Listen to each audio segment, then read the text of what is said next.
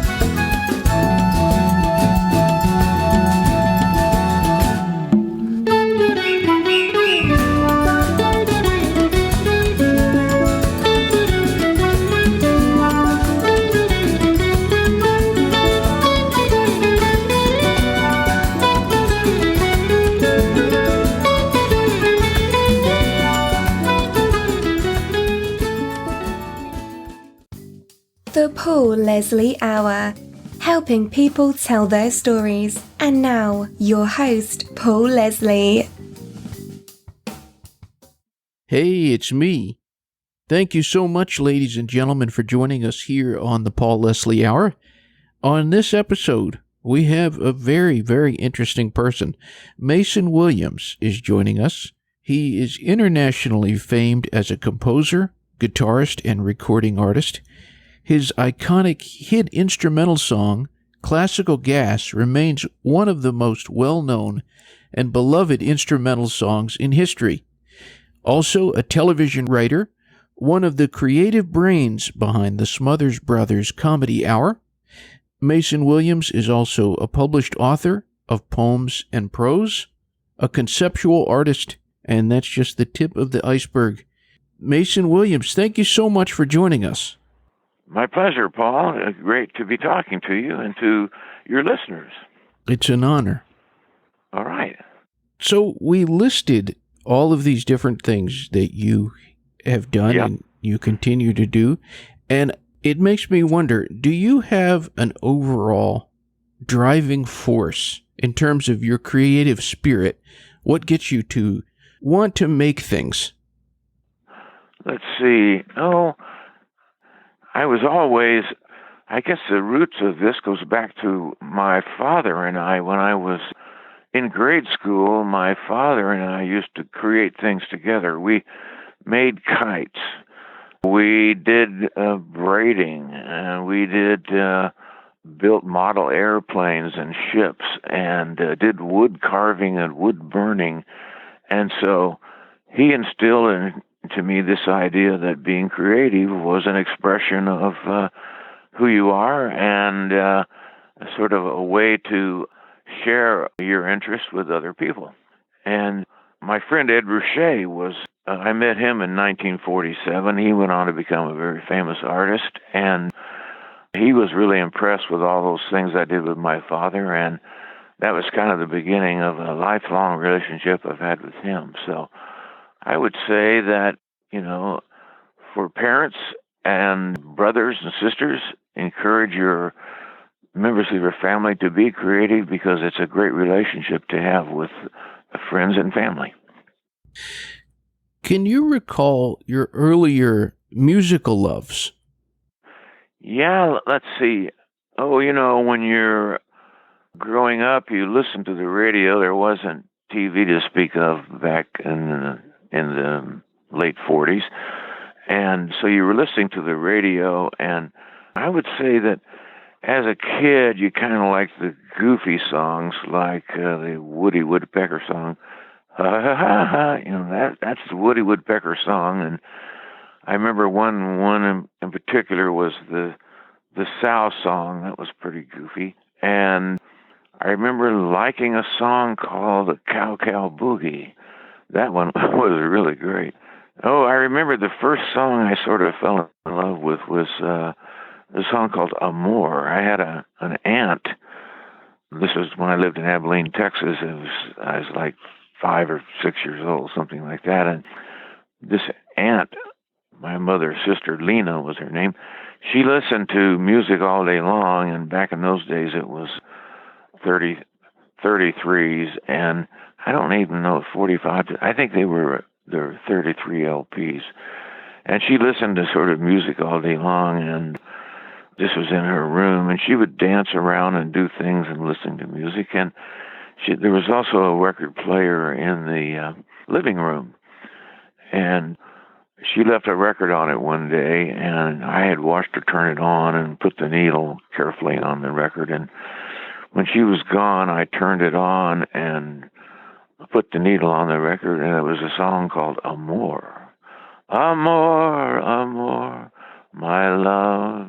Da-da-da-da. It was like a romantic song from probably Mexico or South America, I'm not sure. I listened to it over and over because I knew how to put the needle back on the record, and it was quite an experience to listen to the thing. You know, on the radio you hear it once, but when it's on the record player, you can play it over and over, and it sort of absorb not only the melody, but the lyric and the emotion involved in it. So that was a great first experience. I was listening to this CD that you sent me. It's a collection of various songs that you've recorded, and one of the things that just astounded me was you want to talk about variety.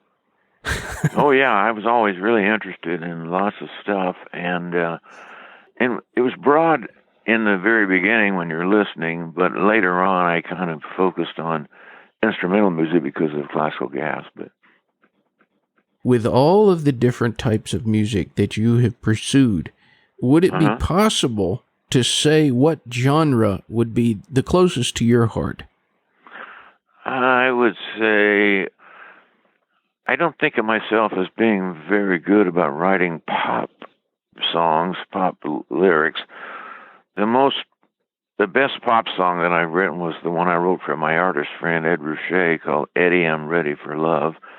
And in that case, I just went back and analyzed the songs of from the hits of the 50s, the Platters and all those great groups back then, and decided to make a song that was sort of an update of that style.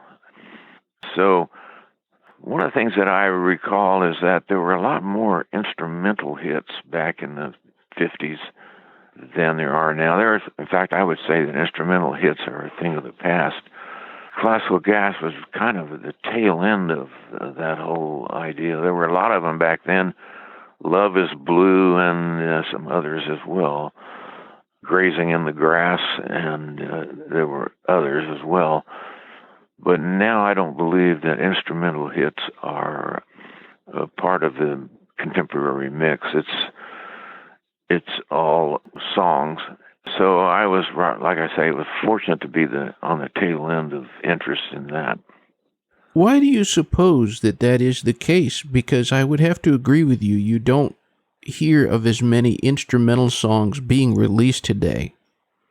One of the things that I thought about was the fact that one of the great things about instrumental songs is that, I have a song called Sunflower, and that's on that CD I sent you, and people would say to me, when I hear that song, I think of a rainy day on a street in Paris, or I think of in other words, the individual was putting their pictures to the music. But these days, they put the pictures to the music for you. So they sort of taken that away from the listener that not entirely, but by and large, the selling of the hits the video is part of making the song into a recognizable hit. But back then, people used to create their own images to go with the music. Sort of the music was a soundtrack to their imagination. You're listening to our interview with guitarist and composer Mason Williams. We're going to play an excerpt of his song McCall. This is classical guitar with a bluegrass band, recorded in 2005.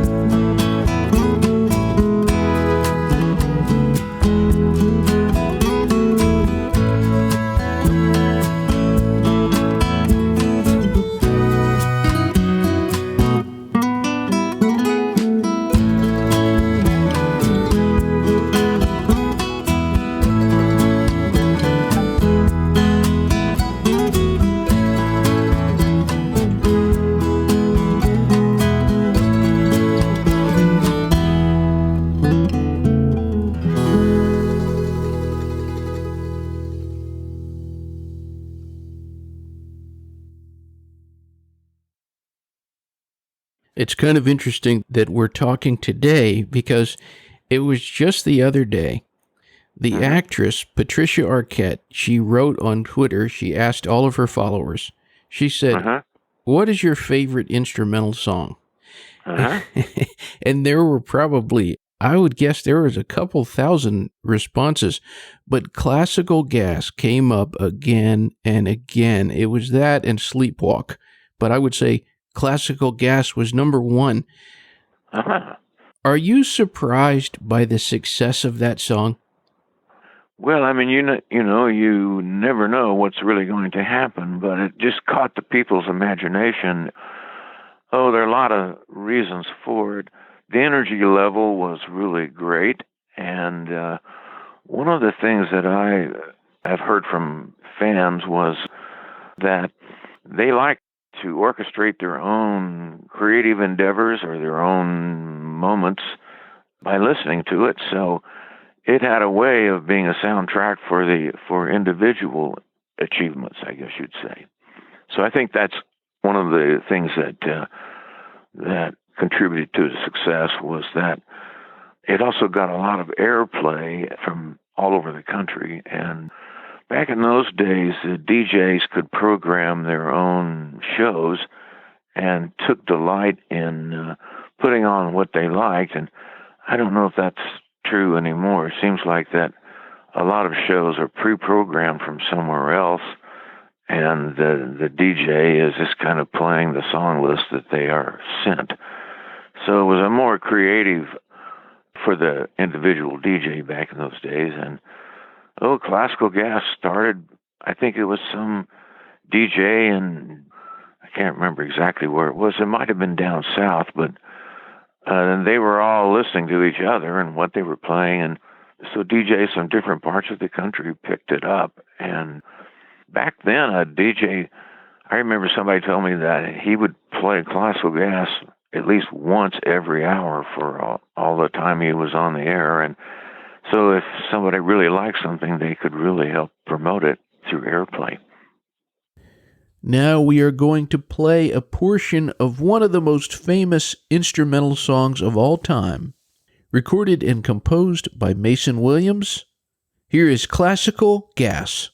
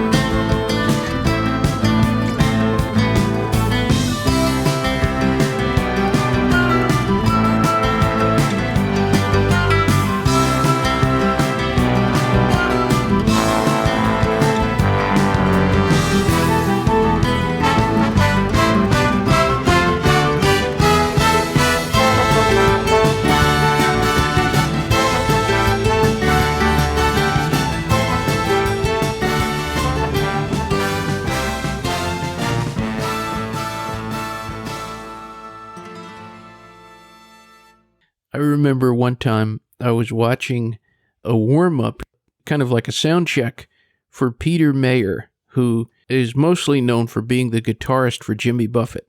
But yes, right. Mm-hmm. He was using your song Classical Gas to kind of get the sound of the room.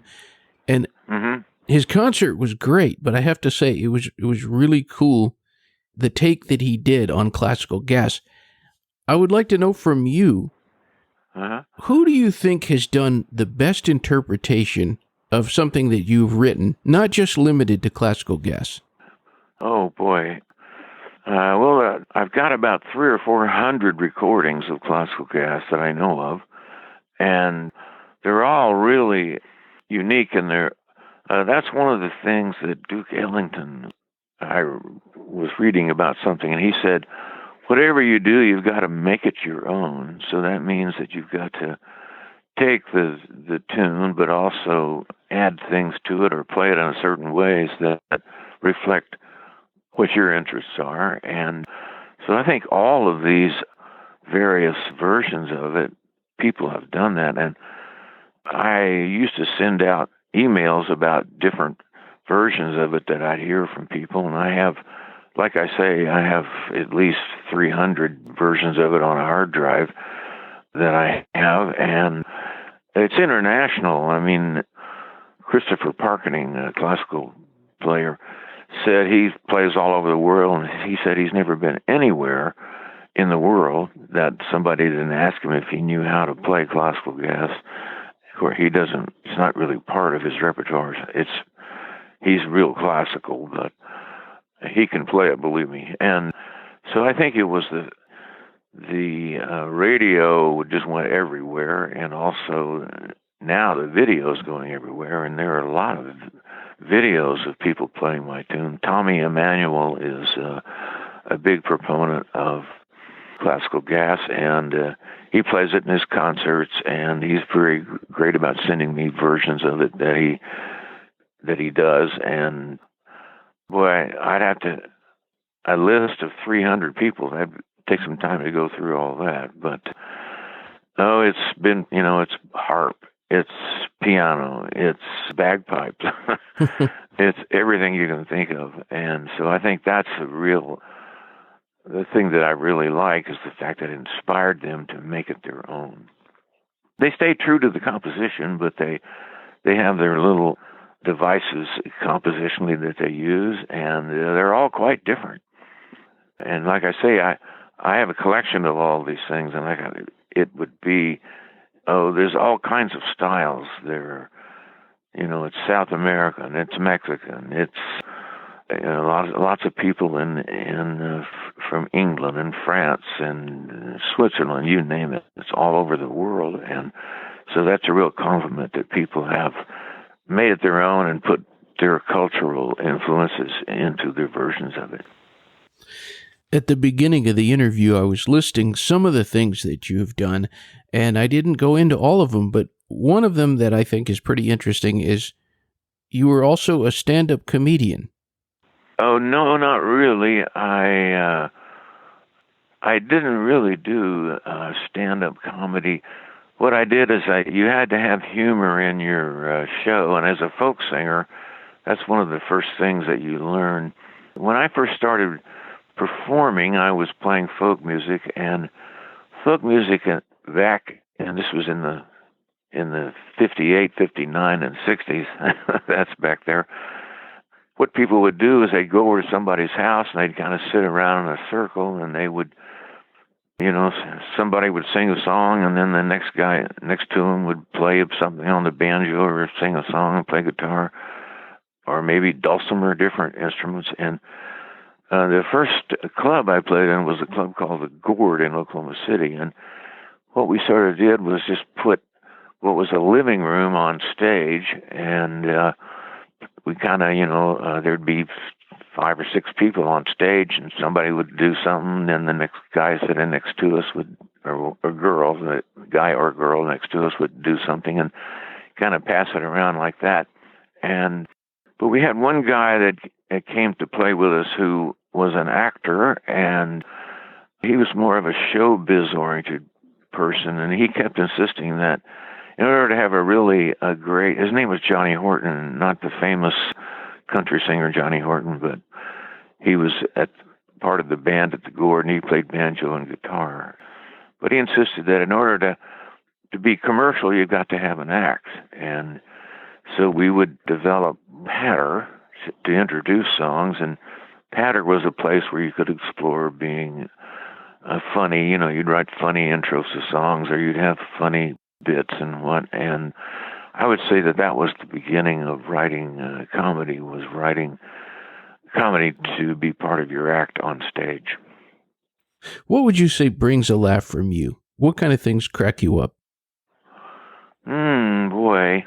Unfortunately, I don't find myself laughing that much anymore, which I miss, but, I was, when you're growing up, you tend to, Jonathan Winters I thought he was pretty funny, and I heard him on record even before I saw him on television, and there were lots of comedians that were on, Milton Berle and various people that you would, the show of shows and all those variety shows that were back then, you'd see. And there were a lot of comedy guests on Ed Sullivan and shows like that. So, and Steve Allen, the Tonight Show. And so you basically were not only hearing what they were saying, but seeing them in action, and all those gestures and facial expressions and things were really added to the quality of performance. Spike Jones was really an amazing person. I actually saw him live in performance in Oklahoma City back in, gosh, I don't know, it was in the early 50s or late 40s, something like that, and he just put on a great show then. I used to listen to him on the radio, Spike Jones. I still remember a joke he did. Funny, but I'm in the mood for love. And then he'd go, funny, but who's funny, but? so he anyway, and he was able to function in it. And he was actually one of the first people to put a show together that had sets and lighting and music and other acts. So he was a real precursor of the kinds of shows that somebody like Madonna or all those people eventually took on the road, with that's a big deal these days with the stage shows and all the lights and lasers and smoke and fire, you name it, and dancers and whatnot. But he was one of the first people that took a whole couple of truckloads of sets and lights and stars and costumes and things like that. So he was a real hero, you might say, of the whole industry. So how did you get involved with the Smothers Brothers? Let's see, it started in 1964. I was a folk singer playing the Troubadour, a club in L.A., and Tommy's sister, Sherry, was a waitress there. And Tommy would ask her, he'd say, anybody coming through there that would be of interest to us, that has funny songs or funny patter or funny ideas. And so she said, well, there's this one guy named Mason Williams that seems to get a lot of laughs on his comedy songs, and he does these them poems that people seem to like. And she said, you might want to check him out. So Tommy called me up and invited me up to his house, and I spent a whole weekend with him playing demos and talking to him about the comedy ideas and things that I were writing. And about a week later, I recorded an album with him, and they used about 5 of my songs on the album. It was I can't remember the exact name of it, and that's just the way it is when you get older. It's called sometimer's disease. Sometimes you remember it, sometimes you don't. And so anyway, I worked on several albums of theirs, and what Tommy liked about my material, he says, you got to remember that we don't do jokes. It's our relationship that's funny. So what we're looking for is pieces of material that can cause us to sort of get into our sibling rivalry bickering. So they liked these little shorter songs that I did. Here's an example.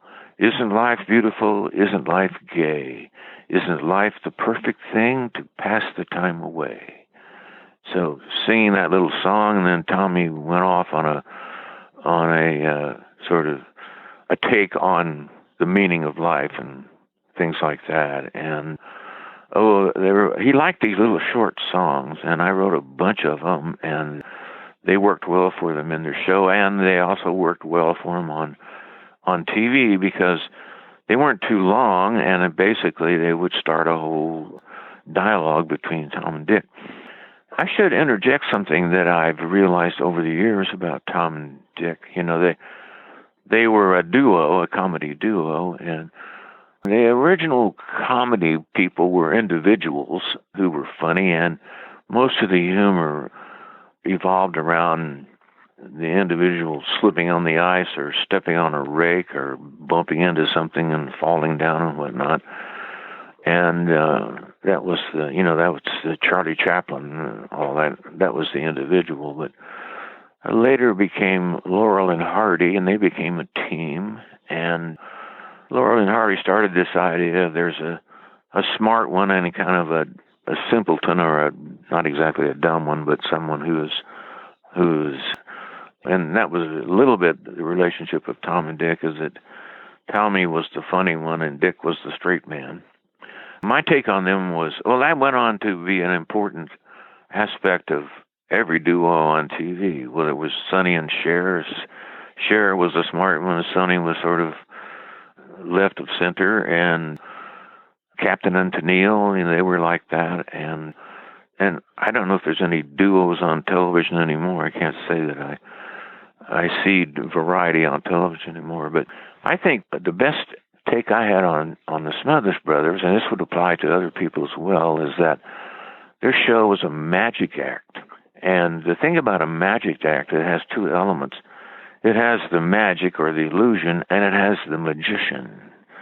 And you basically don't have one without the other, because the magician is the guide through the tricks or through the illusions. And so I said, well, to me, Tommy is the magic, but Dick is the magician. And you could apply that to Stephen Colbert, when he's doing his monologue, he's both the magician and the magic. But when he's as a guest, they're the magic and he's the magician. So I thought that was an interesting insight that shows, variety shows or people on television are basically a magic act with the magic and a magician. We are going to take a little pause from our interview with Mason Williams to play an excerpt of this song entitled Fresh Fish. This is his bluegrass band recording, a song he wrote with Steve Keith, recorded in 1984. Let's hear it.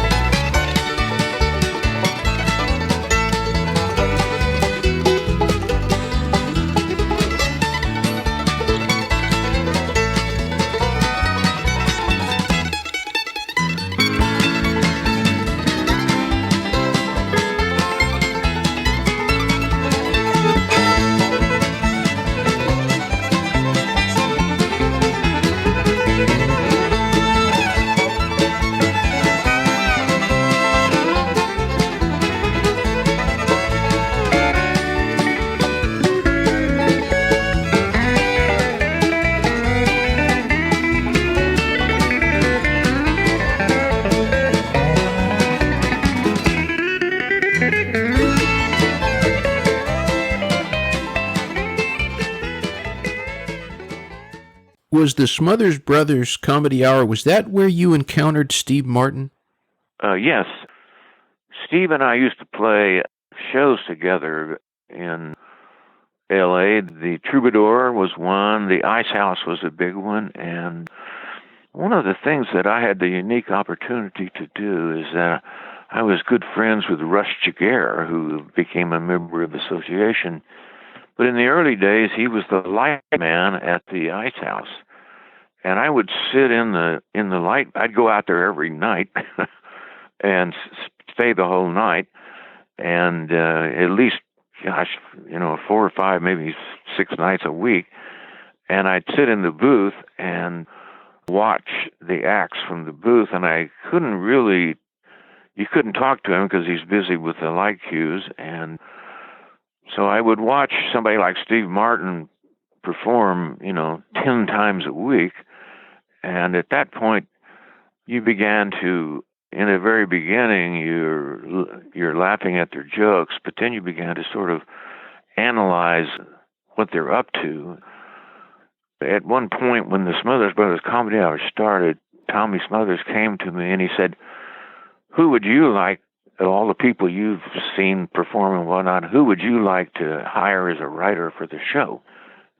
I said, well, there's this one guy I see all the time and have worked with even quite a bit on the Smothers Brothers show called Steve Martin. And I said, I think he'd be interesting because he not only has funny things, plays the banjo and does all these balloon tricks, but I think he's got a sort of a comedy philosophy that will develop into something really unique. And based on my suggestion, he hired Steve Martin to be a writer on the show.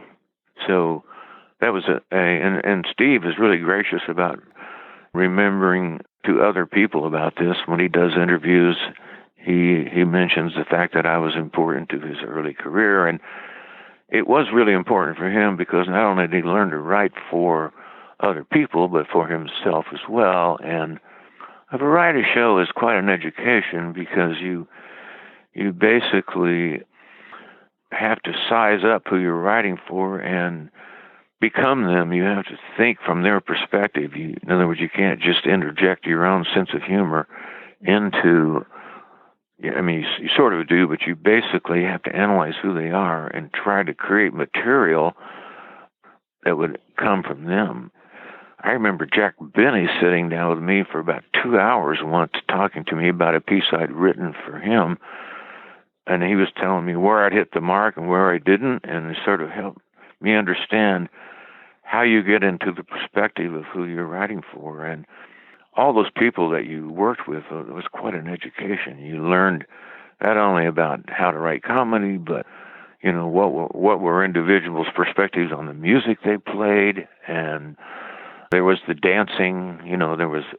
That was the great thing about the Smothers Brothers is you were free to play in any aspect of the show. You could be funny, you could be artistic, you could be topical, political, and that's what I thought was great, was that Tommy was gracious about allowing the writers on the show to explore their own interests.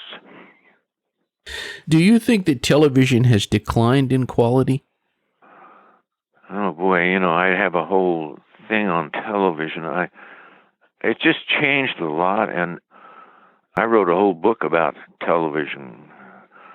And there were lots of observations in it, but I think it just changes depending on what the interest of the viewer is. It's basically one of the things that's really different now is the idea that when you're writing for somebody back then, you didn't have the chance to look at past performances.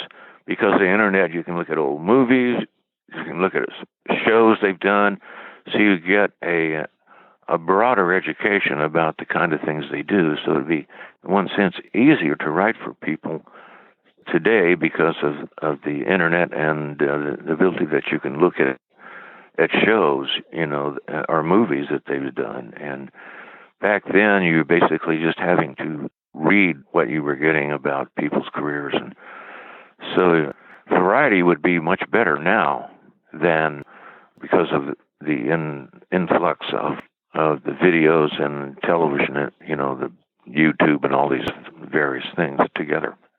So I can't say that I watch too much that is current. Like I didn't watch the Grammys because I don't know who any of the artists are. I'm not very much tuned into it. You tend to, Willie Nelson would be about the only person on there that I would recognize. I mean, not to disparage what they're doing. It's just that the nature of the medium changes dramatically over the years. It'd be hard to say. Television means, there are a lot of people who plug into their favorites. Like if they like Jeopardy, they don't want to miss it. Or if they I thought the Ed Sullivan Show was great because it was a chance to explore what was going on in the whole world, because you had acts from Italy and France and Germany, Spain, you name it. And the American artists were put in the context of that international complement. So I think it's a shame that there isn't an Ed Sullivan Show now that explores what's going on in other cultures.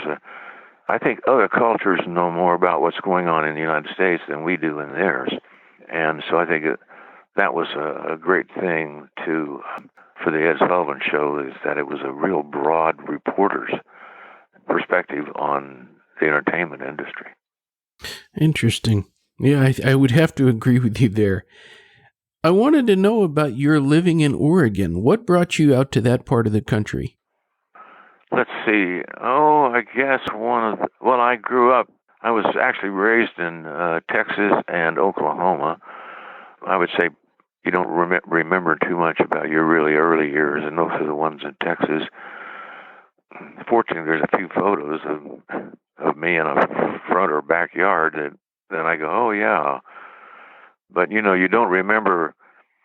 One of the interesting things I learned is that you don't remember those early things because you haven't developed a language to form the language in. But as you get older, you develop a language to form the language in, and also every time you remember it, you're re-enhancing that memory with language. My folks were divorced.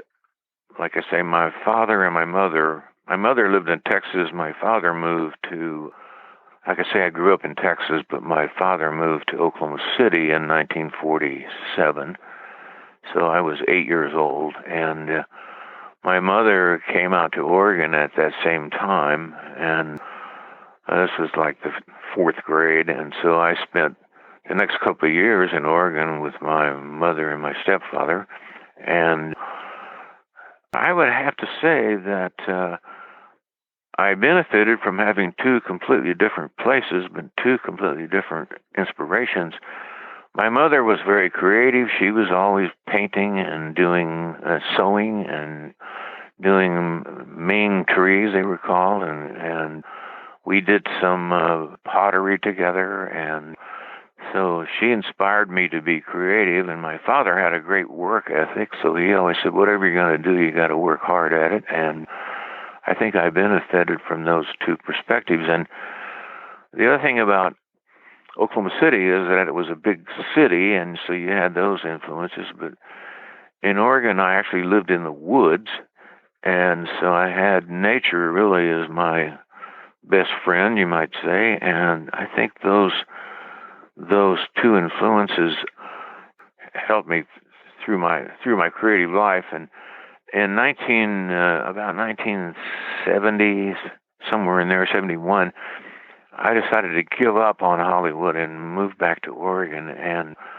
part of it was just burnout, from writing television all day, writing songs and recording all night, and trying to party what little bit of time there was in between. So I just decided to give it up, and I came back to Oregon to be what I call a regional artist as opposed to being a Hollywood artist. And my philosophy was you want to plug into wherever you are, and if you're in Hollywood, you're plugging into what's going on there. But if you're in Oregon, you're plugging into the environment, and you're plugging into local music scene and people you work with here. So, but I always had a foothold in Hollywood anyway, and LA, and so it was great to lead a kind of a double existence. But I liked Oregon because of the quality of life and the region that was inspired by the environment. My river show, that was all about rivers, and that was a product of living in Oregon. My Christmas show that I did was about involving local talent, and I would play shows that had 250 kids on stage with me and my band, and they were all the way from sixth graders all the way up through high school, and it was great to not only have them be part of the show, but for them to experience good musicianship from the band and also good sound. And just the kids used to say to me that they really thought it was a unique experience to be part of a show that was so professionally done. And I had learned all that basically from television. I knew what good sound was and staging, and I would say that all of my concerts were basically like TV shows because I had guests and we would work together, and that's what the Smothers Brothers were known for, is not only having guests where they sing their songs, but also Tom and Dick would do something with them. And so, I guess you'd say that you're always the sum total of all of your artistic endeavors.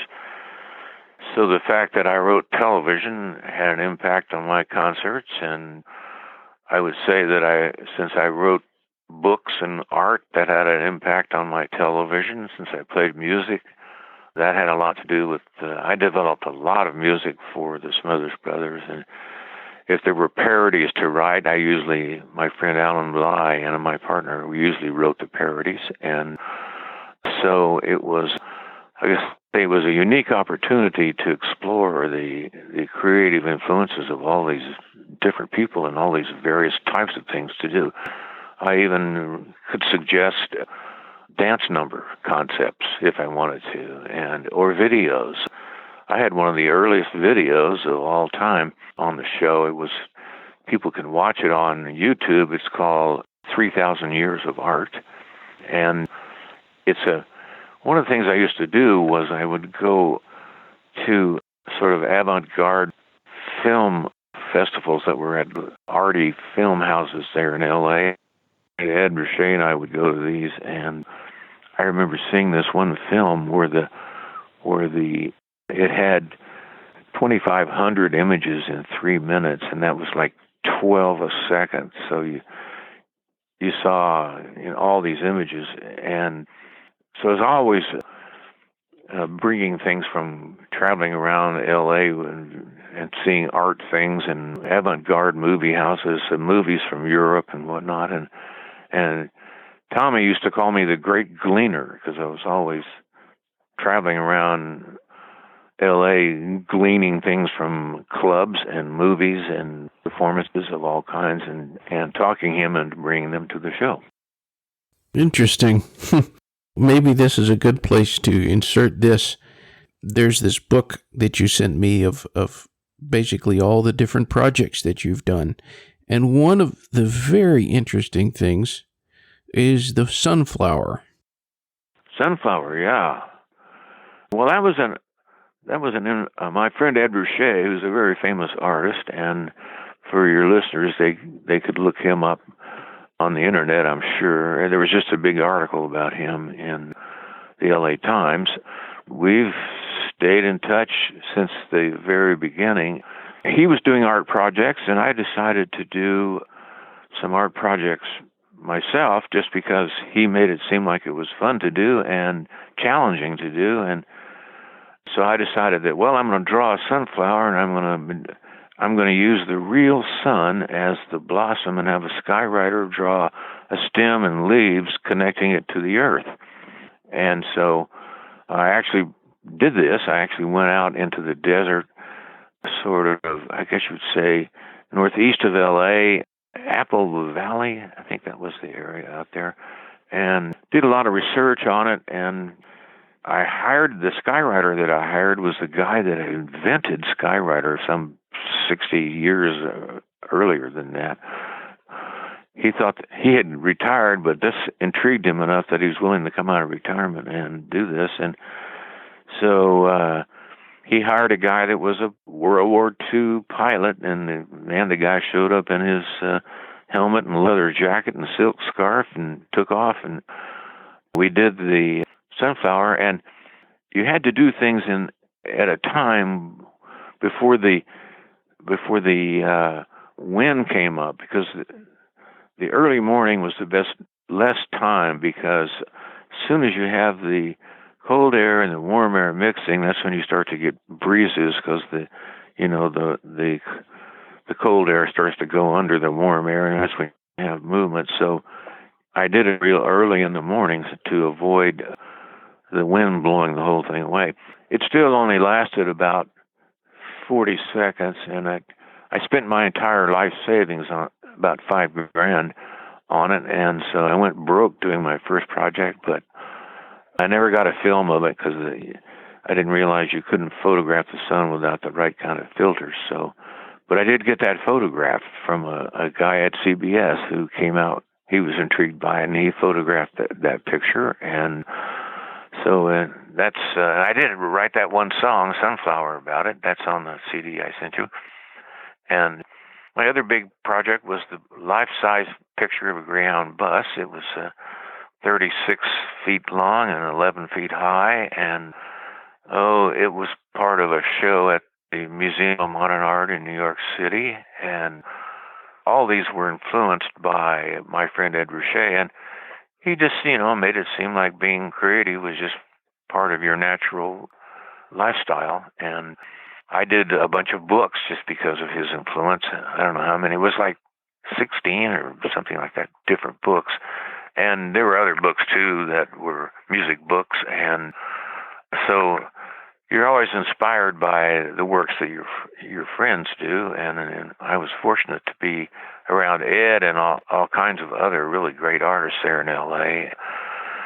They all the things I learned from them, I took into television, I took into my songwriting, I took into performance, and so you're really, like I say, like cross-training. All these various interests are going to show up in everything you do sooner or later.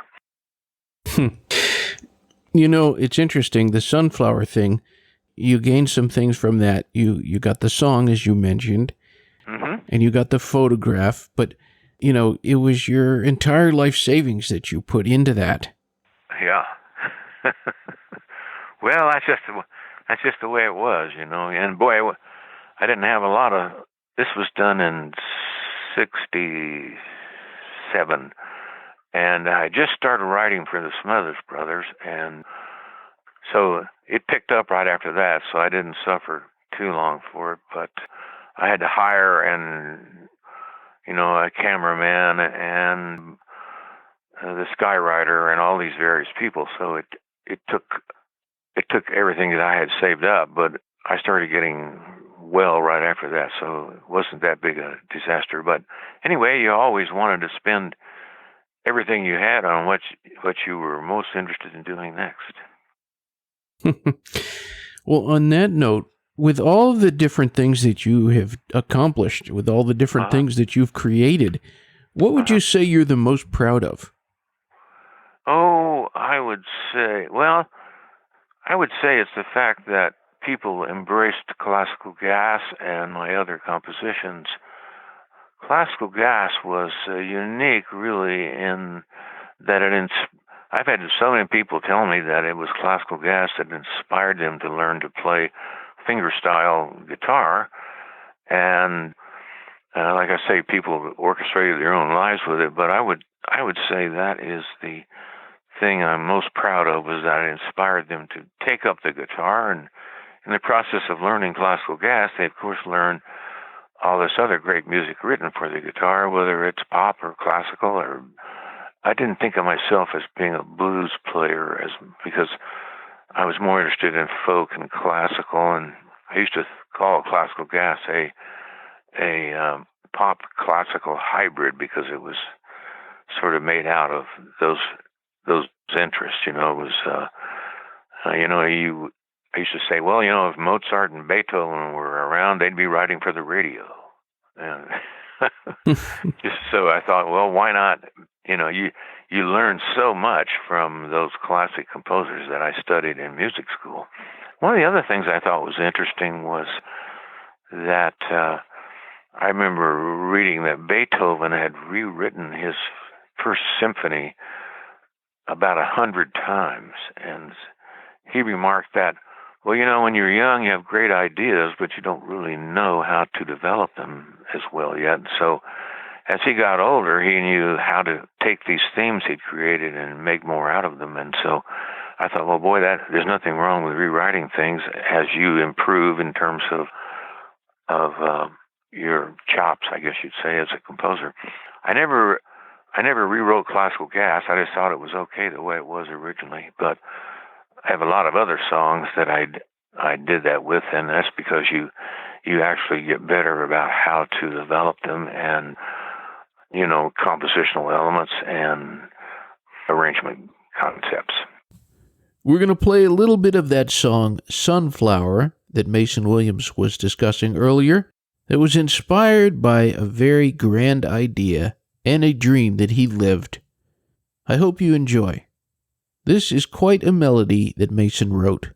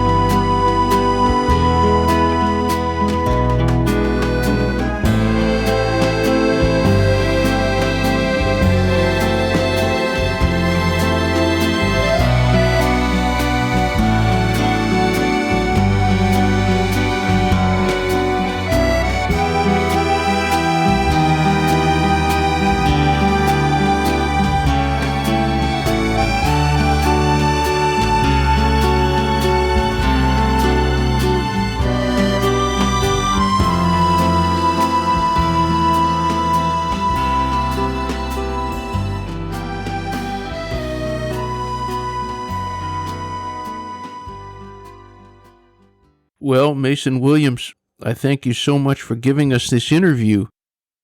My pleasure, and I hope I contributed to people's understanding of what I do, but also inspired them to pursue their own work. And if they enjoyed as much as I did, that's a blessing. So thanks very much. And, I was very fortunate to work with pop artists and bluegrass, country and bluegrass artists. My local Christmas shows, my river show, the river show was really great because I had to explore music from 1717 all the way up to Talking Heads in 1985.